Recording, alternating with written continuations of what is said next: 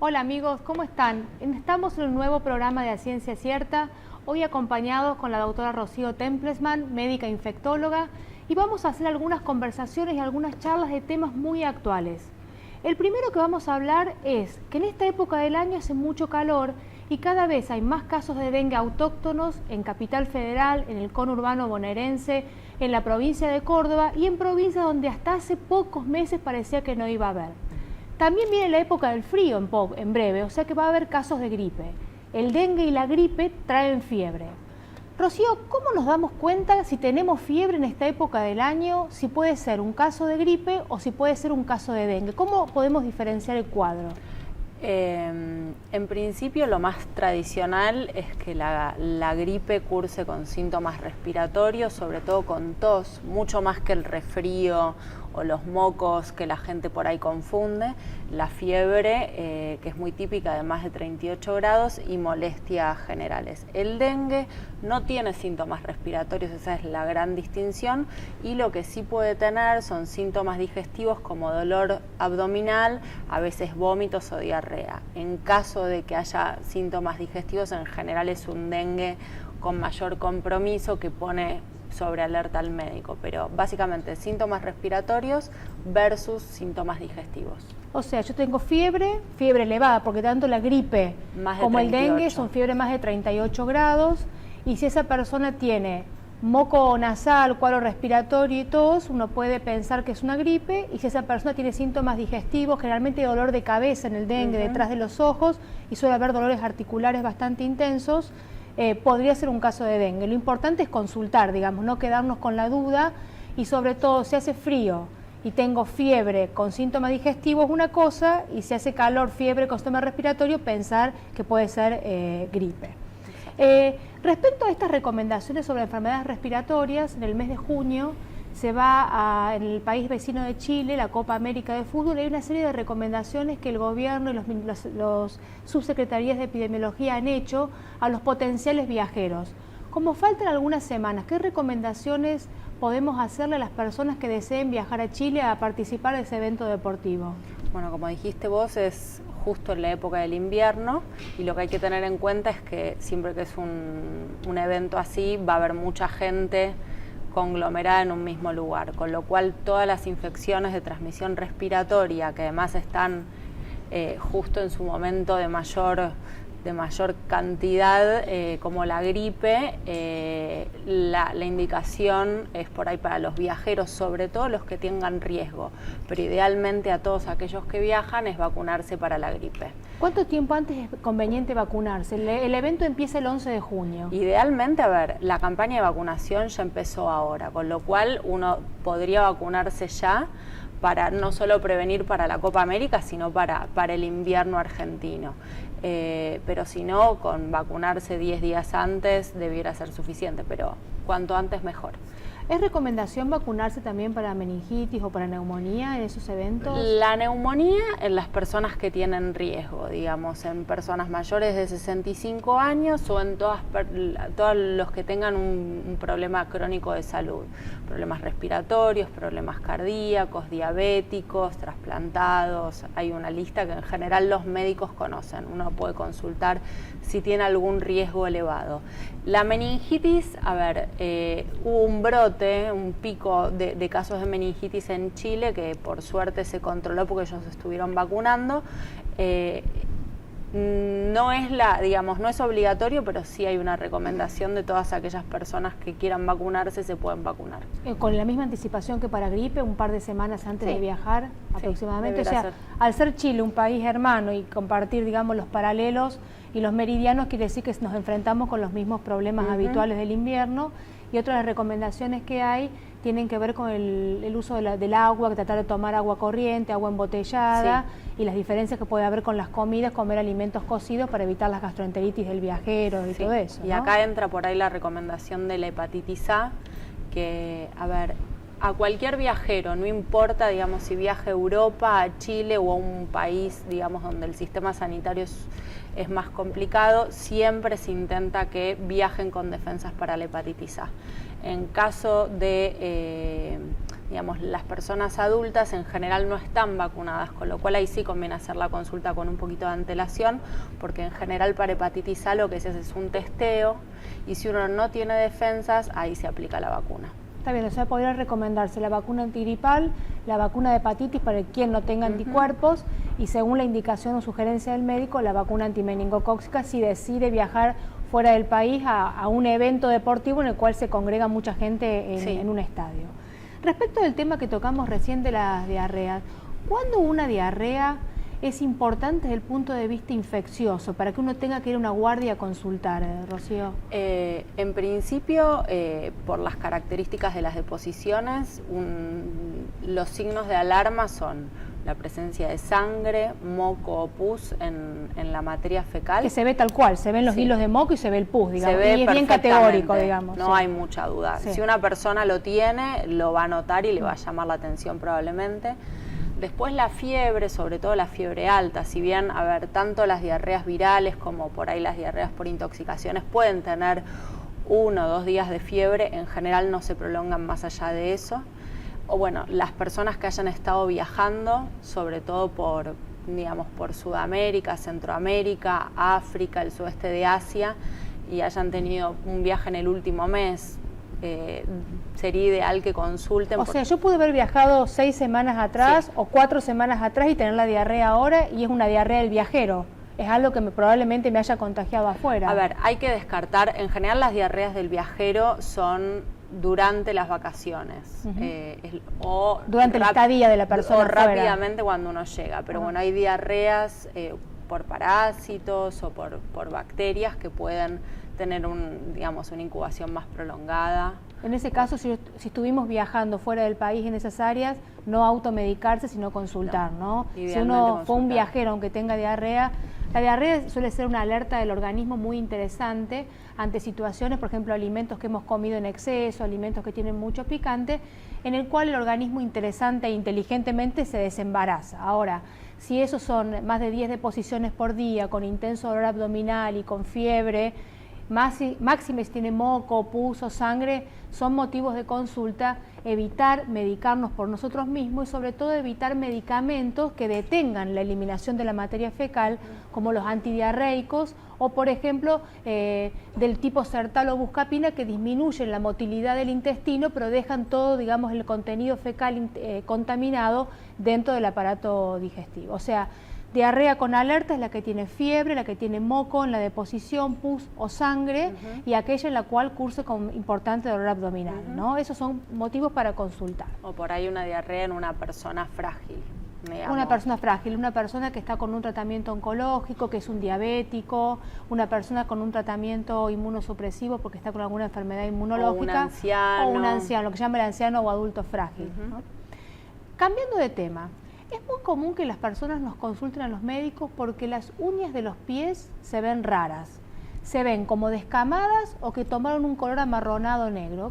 ¿Qué te parece a vos que puede hacer o le podemos decir a una persona que nos consulta? A ver, una de las grandes causas para estos cambios son los hongos, ¿sí? Con lo cual lo que hay que hacer es consultar con el médico de cabecera o con un infectólogo, un dermatólogo, porque hay pruebas que se pueden hacer, se raspa la uña y se ve si efectivamente es un hongo, va a crecer. En el laboratorio se puede identificar y eso da la pauta. Eso sirve para tratarme, yo sé que tengo un hongo y recibo el tratamiento. Para hacer un diagnóstico y entender qué es lo que pasa y a partir de ahí se hace un tratamiento.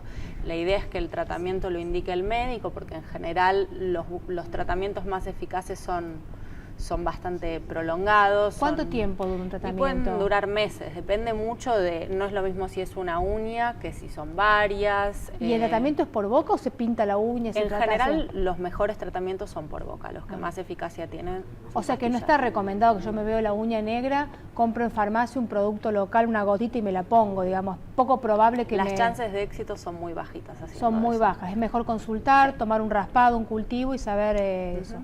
Hay una condición cuando la uña cambia de color, que los clínicos siempre estamos muy alerta, que hay algunos tumores de las faneras o uñas, que son los melanomas de la uña, son rarísimos, pero lo importante de que la uña esté oscura o cambie de color es consultar a un médico. El médico va a saber interpretar si eso es una lesión pretumoral o tumoral o es una micosis de las uñas, que son bastante más comunes que los tumores, y en consecuencia de eso tomar esas decisiones asociadas. Una pregunta más y volviendo al tema respiratorio. Los resfríos, que es esta infección tan común, coriza o resfrío, 120 virus lo pueden provocar, ¿es indicación de hacer reposo? En general no.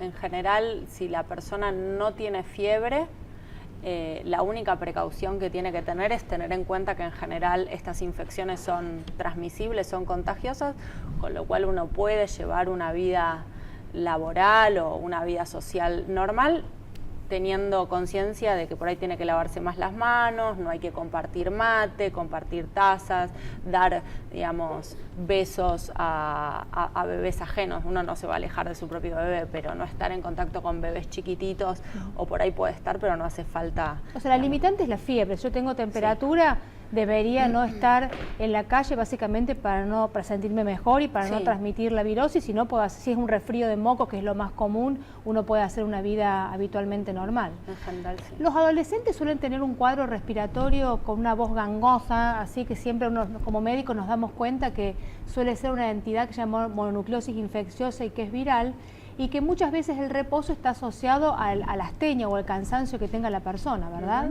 Ahí el reposo tiene mucho que ver con lo que el cuerpo vaya diciendo. En general, en un primer momento, cuando hay mononucleosis, hay fiebre, que puede ser de más de 38 por algunos días, con lo cual la persona no va a estar en condiciones de hacer su vida normal, pero después, a medida que el cuadro se va apagando, este cansancio va a marcar su propio ritmo. No hace falta hacer reposo en cama, hay que escuchar al cuerpo. Lo que el cuerpo puede, uno puede. Bueno, terminamos este bloque recordando que si viajan al exterior, a Chile, vacúnense para gripe, para hepatitis. Recuerden que si hay fiebre con vómitos en esta época del año, no se olviden del dengue y consulten. Si hay fiebre con síntomas respiratorios, puede ser gripe. Vamos a recibir un tape del doctor Miguel Esquicián, quien es médico psiquiatra de amplia experiencia. ¿Qué temas vamos a escuchar que habla Miguel? Depresión. La depresión es considerada una de las enfermedades no transmisibles casi de carácter epidémico en el mundo. Se estiman que actualmente hay más de 20 millones de personas a lo largo de todas las Américas con síntomas de depresión. El doctor Esquicián va a hablar y nos va a contar cómo ver y cómo pensar que tenemos depresión. La depresión típica que todos tenemos en la cabeza, de que no nos queremos levantar, que tenemos ganas de llorar, que estamos acostados en la cama, es la forma más rara de depresión y se llama depresión mayor. Veamos el tape y luego seguimos conversando del tema.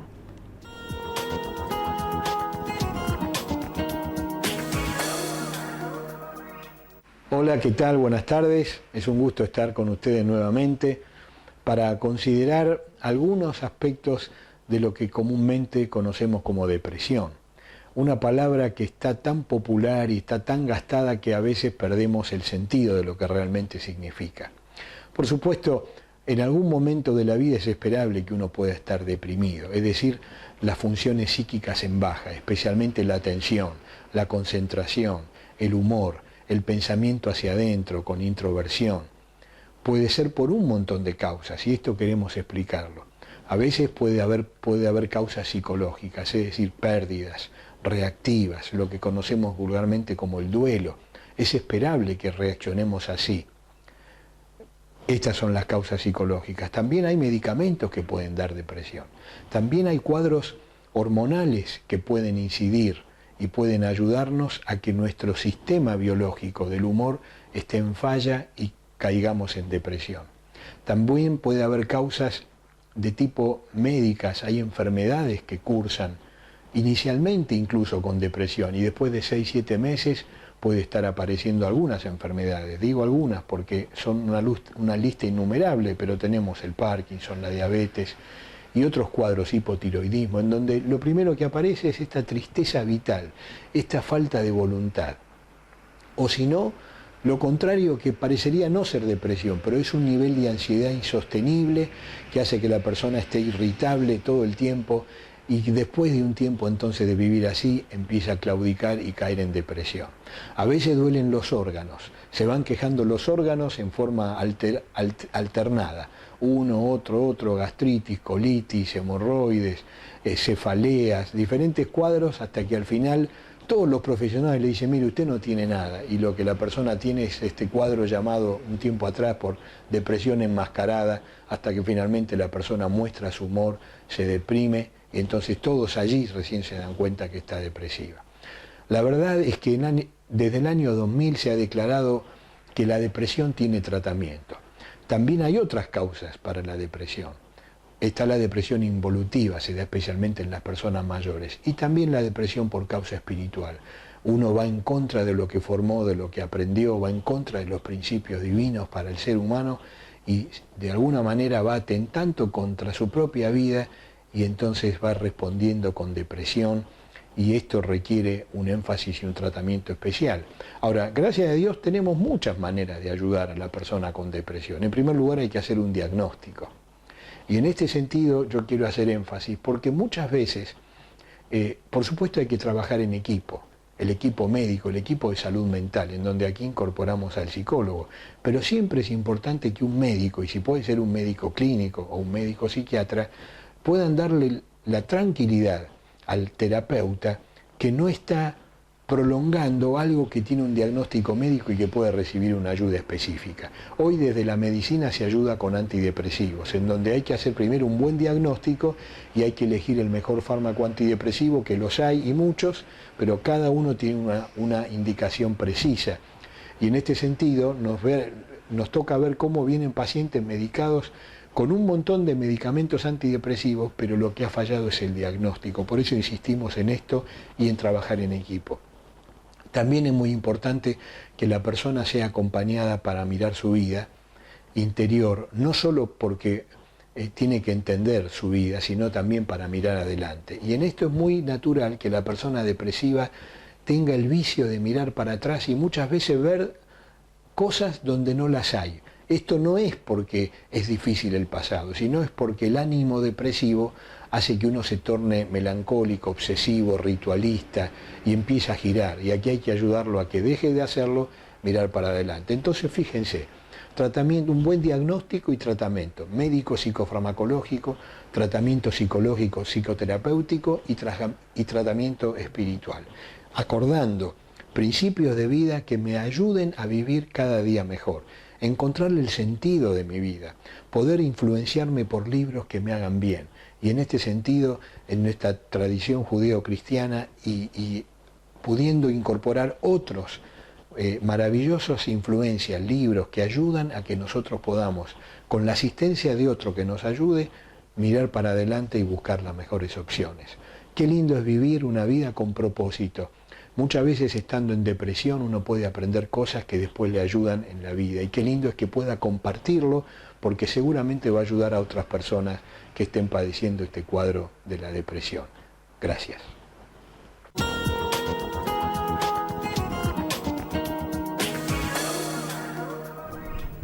Qué interesante todo lo que dijo Miguel. Si escuchamos atentamente, usó algunas palabras que repitió y fueron diagnóstico, síntomas distintos a los que yo nombré al principio.